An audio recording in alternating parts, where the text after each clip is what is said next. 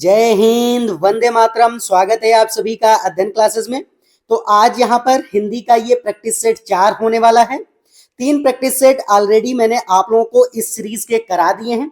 जो भाई बहन मेरे नए हैं उन लोगों को मैं बता दूं कि ये जो हिंदी की प्रैक्टिस सीरीज यहाँ पर चल रही है कंप्लीट, ये यहाँ पर मैं टोटल आपको हिंदी के 15 प्रैक्टिस सेट यहाँ पर मैं कराने वाला हूँ। तो उसी कड़ी का ये चौथा आज प्रैक्टिस सेट है। अगर आप नए हैं चैनल पर तो इसको सब्सक्राइब जरूर कर लीजिए, क्योंकि जिससे कि आने वाले जो वीडियोस हैं उनका नोटिफिकेशन आपसे मिस ना हो और वहां पर आपको नोटिफिकेशन सबसे पहले मिल पाएगा, जिससे कि तैयारी आपकी और बेहतर हो जाएगी। चलिए अब देख लेते हैं यहाँ पर पहला क्वेश्चन। ये जो प्रैक्टिस सेट 4 है, इसका पहला क्वेश्चन है कि भाषा शिक्षण में बालक में मौखिक कौशल के विकास के लिए डैश सबसे कम महत्वपूर्ण है। तो क्या यहाँ पर सबसे कम महत्वपूर्ण है? किसी विषय पर चर्चा करना, बच्चों की बात को धैर्य से सुनना यहाँ पर, या फिर यहाँ पर क्या हो जाएगा, प्रश्नों के उत्तर पूछना, या फिर अपनी बात कहने का पूरा यहाँ पर मौका मिलना। तो यहाँ पर क्या सबसे कम महत्वपूर्ण है कि प्रश्नों के उत्तर पूछना। तो यही सबसे कम महत्वपूर्ण हो जाएगा, क्योंकि भाषा शिक्षण में यहाँ पर बालक का अगर आप मौखिक कौशल यहाँ पर उसका विकास कर रहे हैं तो आपको प्रश्नों का उत्तर नहीं पूछना है। यहाँ पर आपको उसका जो है रियल लाइफ से रिलेट करके उसको आंसर्स या फिर क्वेश्चंस पूछने हैं। तो कोई पर्टिकुलर क्वेश्चन आपको वहां पर नहीं पूछना, इसलिए सी ऑप्शन यहाँ पर करेक्ट हो जाएगा। चलिए देख लेते हैं। सेकेंड नंबर क्वेश्चन है कि कक्षा 8 में पढ़ने वाली नंदिनी लिखते समय यहाँ पर वर्तनी की अशुद्धियां करती है। भाषा शिक्षण के रूप में आप अपनी क्या जिम्मेदारी यहाँ पर मानते हैं?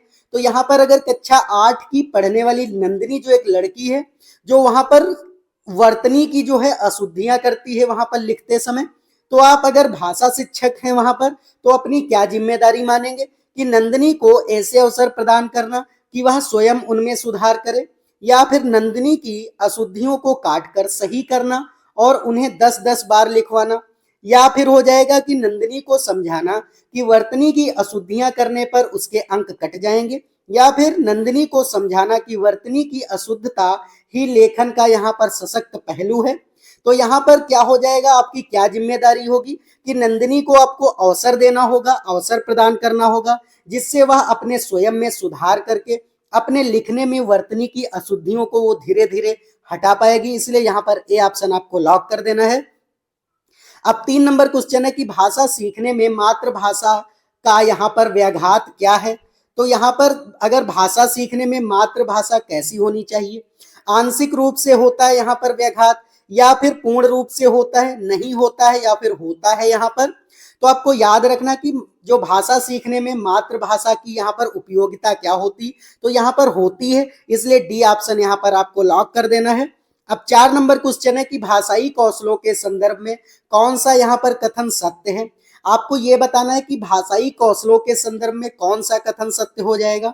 तो यहाँ पर ए ऑप्शन है कि भाषाई कौशल एक साथ सीखे जाते हैं, यहाँ पर क्रम से नहीं सीखे जाते हैं, या फिर बी ऑप्शन है कि भाषाई कौशल एक दूसरे से स्वतंत्र होते हैं, सी ऑप्शन है कि भाषाई कौशल एक क्रम से सीखे जाते हैं, या फिर भाषाई कौशल एक दूसरे को यहाँ पर प्रभावित नहीं करते हैं। तो यहाँ पर क्या हो जाएगा कि भाषाई कौशल एक क्रम से सीखे जाते हैं, इसलिए सी ऑप्शन यहाँ पर करेक्ट हो जाएगा। दोस्तों, जो कौशल होते हैं ये 4 प्रकार के होते हैं, यहाँ पर मैं बता देता हूँ। पहला होता है सुनना। पहला क्या हो जाता है? सुनना। फिर बोलना हो जाता है, आपको याद रखना, सुनना, बोलना, पढ़ना, और फिर यहाँ पर क्या हो जाएगा? लिखना। तो ये कौशल होते हैं हमारे, जो कि हम यहाँ पर एक क्रम से सीखे जाते हैं।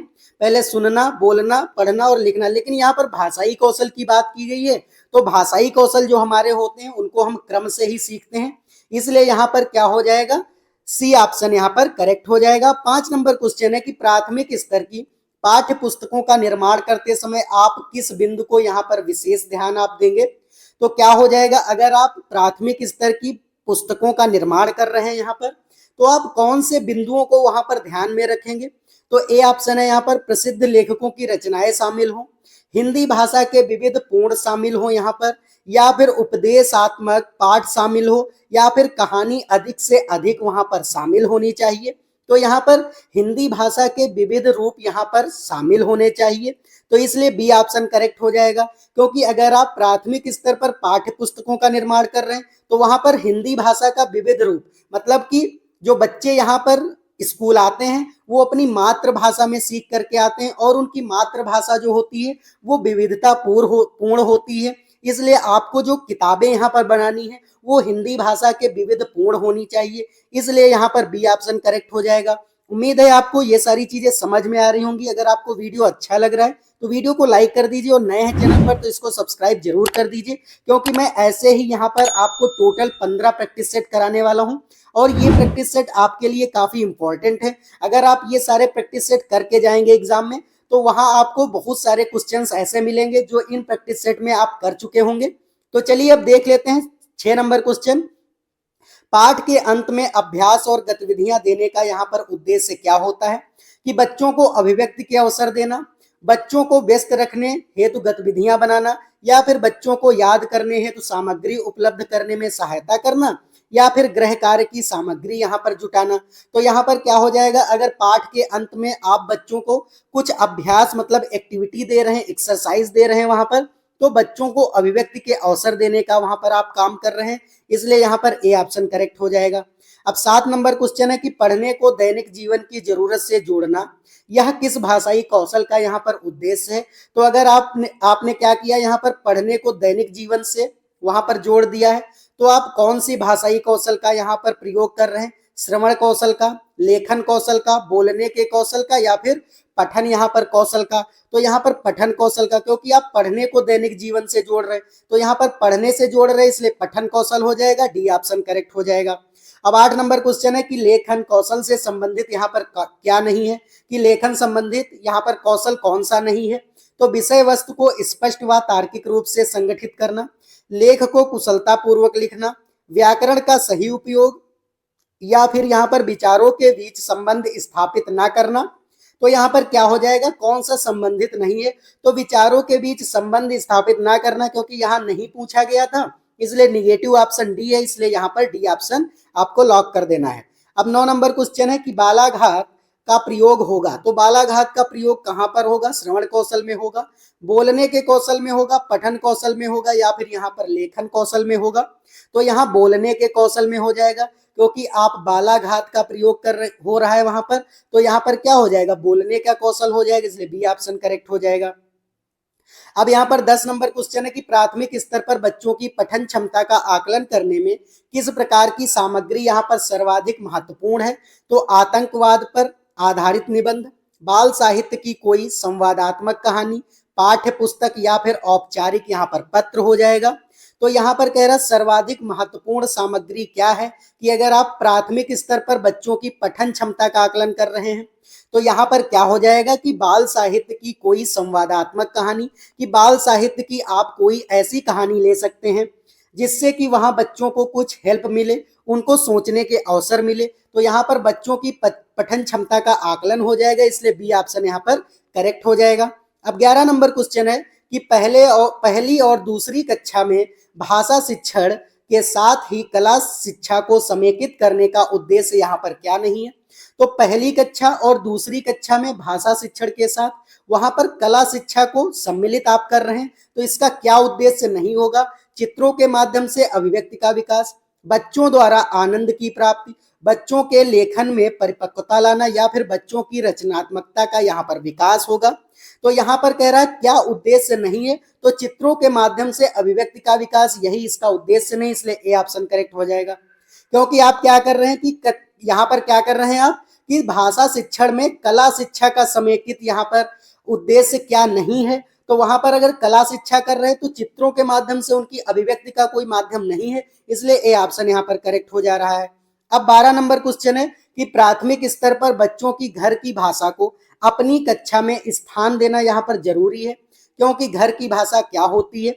तो यहाँ पर क्या हो रहा है कि प्राथमिक स्तर पर बच्चों की जो घर की भाषा होती है अपनी कक्षा में अगर आप उसको स्थान दे रहे हैं, उसका आदर कर रहे हैं, क्योंकि घर की भाषा क्या होती है? सरल होती है, बच्चों ने अभी पूर्णता नहीं सीखी है, बच्चों की भाषाई पूंजी होती है या फिर मानक स्वरूप लिए होते हैं यहाँ पर वो, तो यहाँ पर बच्चों की भाषाई पूंजी होती है, क्योंकि जो बालक अपने घर से भाषा सीख करके आता है वो मातृभाषा से लैस होते हैं बच्चे, इसलिए उनकी भाषाई पूंजी होती है, इसलिए यहाँ पर क्या हो जाएगा, सी ऑप्शन आपको लॉक कर देना है। अब 13 नंबर क्वेश्चन है कि प्राथमिक स्तर पर एक भाषा शिक्षक से सर्वाधिक क्या अपेक्षित है?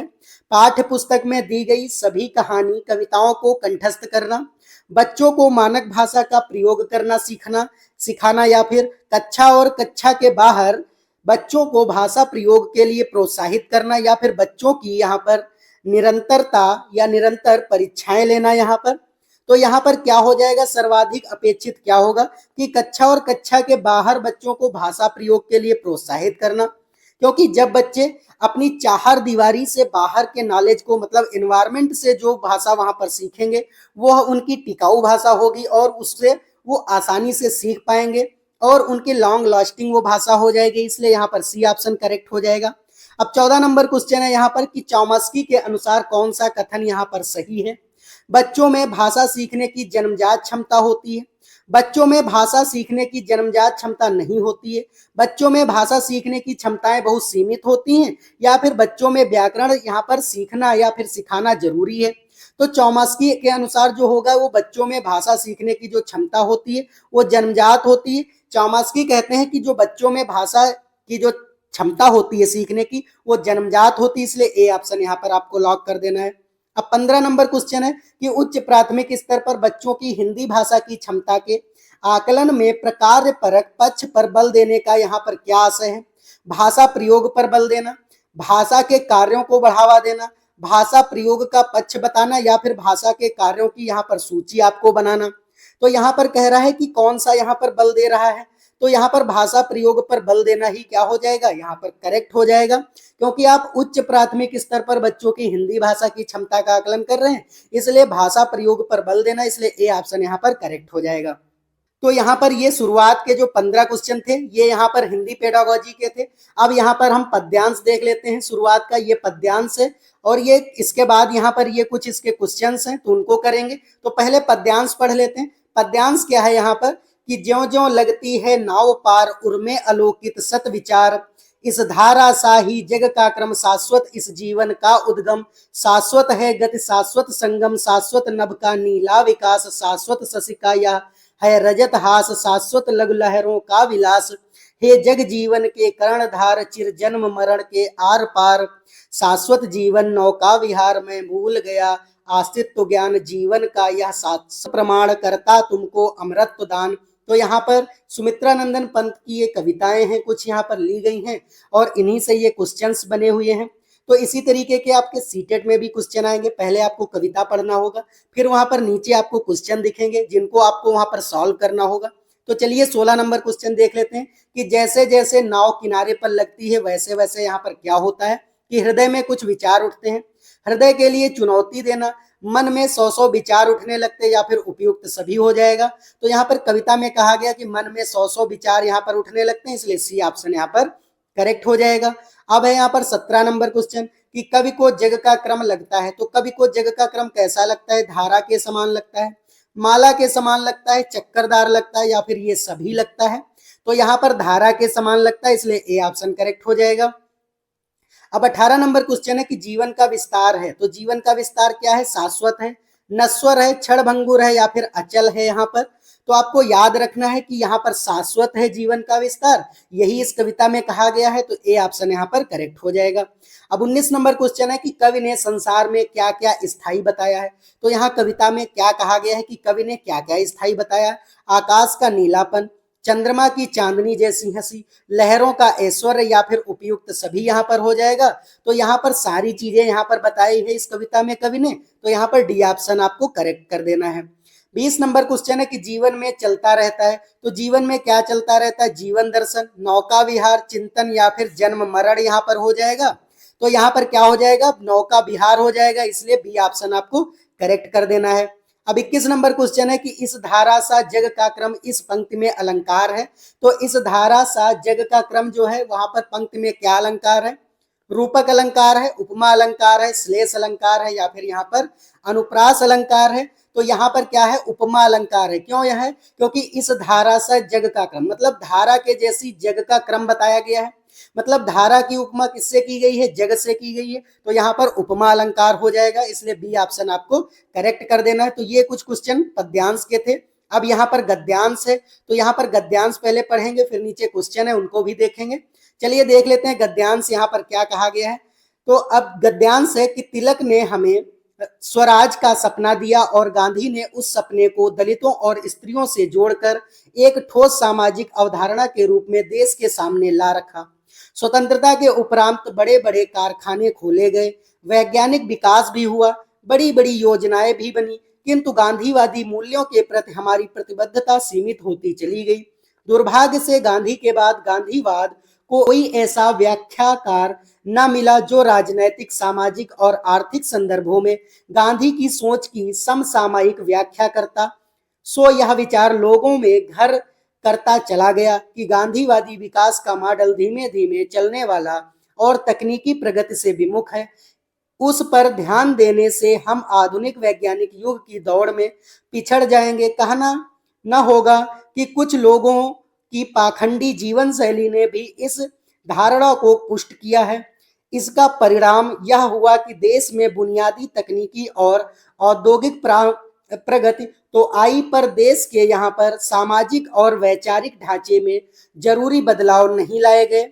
सो तकनीकी विकास ने समाज में व्यापक फटेहाली, धार्मिक कूपमंडूकता और जातिवाद को नहीं मिटाया। तो ये कुछ गद्यांश था। चलिए अब इसके क्वेश्चन देख लेते हैं। तो यहाँ पर 22 नंबर क्वेश्चन है कि तिलक ने हमें दिया। तो तिलक ने क्या हमें दिया, इस गद्यांश में क्या कहा गया? स्वराज का सपना दिया, पूर्ण स्वतंत्रता दिया, क्रांतिकारी विचार दिया, या फिर इनमें से कोई नहीं होगा। तो यहाँ पर तिलक ने जो है वो स्वराज का सपना दिया, इसलिए ए ऑप्शन यहाँ पर करेक्ट हो जाएगा।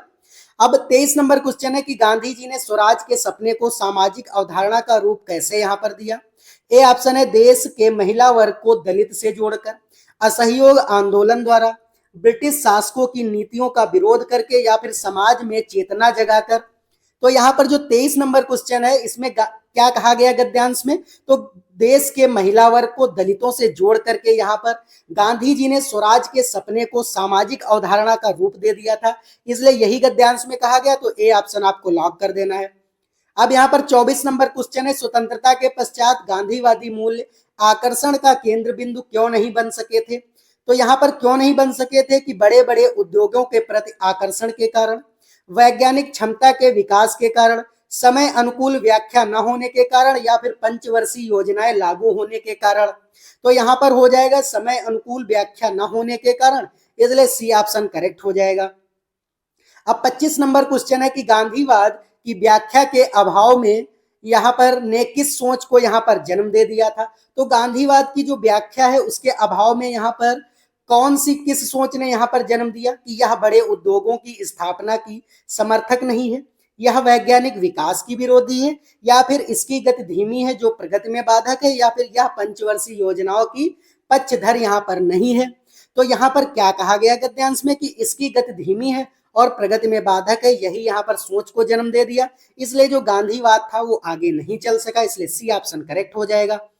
अब यहाँ पर 26 नंबर क्वेश्चन है कि गांधीवाद के समर्थक नहीं थे। तो कौन यहाँ पर गांधीवाद के समर्थक नहीं थे? क्रांतिकारी, अंग्रेज, पाखंडी जीवन शैली वाले लोग, या फिर मुस्लिम लीग के समर्थक के लोग। तो यहाँ पर पाखंडी जीवन शैली वाले लोग जो थे वो गांधीवाद के समर्थक नहीं थे, इसलिए सी ऑप्शन करेक्ट हो जाएगा। अब यहाँ पर 27 नंबर क्वेश्चन है कि विकास का मॉडल से क्या अभिप्राय है? नवनिर्माण की योजनाएं, विकास नामक मॉडल, प्रगति की व्याख्या, या फिर उपयुक्त यहाँ से सभी। तो यहाँ पर नवनिर्माण की योजनाएं विकास के मॉडल से अभिप्राय है, इसलिए ए ऑप्शन आपको लॉक कर देना है। अब 28 नंबर क्वेश्चन है कि तकनीकी विकास दूर नहीं कर सका समाज में व्याप्त। तो क्या समाज में व्याप्त था? फटेहाली, धार्मिक कूपमंडूकता, जातिवाद, या फिर ये सभी। तो यहाँ पर क्या हो जाएगा? इन सभी को यहाँ पर तकनीकी विकास जो है वो दूर नहीं कर पाया, क्योंकि फटेहाली भी यहाँ पर गद्यांश में कहा गया, धार्मिक कूपमंडूकता और जातिवाद तीनों है, इसलिए यहाँ पर डी ऑप्शन आपको करेक्ट कर देना है। अब यहाँ पर 29 नंबर क्वेश्चन है कि व्याख्या शब्द में उपसर्ग है। तो व्याख्या शब्द में क्या उपसर्ग है? वी है, आ है, या फिर ए और बी दोनों हो जाएंगे। तो यहाँ पर क्या हो जाएगा कि वी हो जाएगा यहाँ पर, क्योंकि व्याख्या में वी धन आख्या बराबर क्या हो जाता है? व्याख्या यहाँ पर हो जाता है। ये आपको याद रखना है कि वी जो है ये उपसर्ग है, इसलिए ए ऑप्शन आपको लॉक कर देना है। अब 30 नंबर क्वेश्चन है कि समसामयिक को निम्न में से क्या कहेंगे? तो समसामयिक को आप क्या कहेंगे? समानता का काल कहेंगे, वर्तमान काल कहेंगे, काल के अनुसार कहेंगे, या फिर तत्कालीन यहाँ पर कहेंगे। तो तत्कालीन समसामयिक का मतलब होता है तत्कालीन। आपने देखा होगा अगर आप करंट अफेयर पढ़ते हैं तो वहां पर समसामयिक पत्रिकाएं आती, इसका मतलब होता है कि तत्कालीन पत्रिकाएं, इसलिए डी ऑप्शन यहाँ पर करेक्ट हो जाएगा। तो इस प्रैक्टिस सेट के यहाँ पर ये 30 क्वेश्चंस थे। उम्मीद है आपको सारे समझ में आए होंगे। अगर आपको इन क्वेश्चनों में कोई भी डाउट है तो आप कमेंट करके जरूर पूछिएगा, मैं वहां पर आपके वहां पर डाउट क्लियर करने की कोशिश करूंगा। और अगर आपको ये वीडियो अच्छा लगा है तो वीडियो को लाइक कर दीजिए, और नए हैं चैनल पर तो इसको सब्सक्राइब जरूर कर दीजिए, क्योंकि यहाँ पर मैं टोटल आपको 15 हिंदी के, 15 यहाँ पर ईवीएस के, और ये दोनों जब हो जाएंगे तो यहाँ पर सीडीपी के भी यहाँ पर मैं 15 प्रैक्टिस सेट आप लोगों को कराने वाला हूँ। तो यहाँ पर टोटल 45 प्रैक्टिस सेट इस सीरीज में आएंगे, तो आप चैनल से जरूर जुड़ जाइए। चलिए आज के लिए इतना ही, अब मिलते हैं नेक्स्ट वीडियो में, तब तक के लिए जय हिंद जय भारत।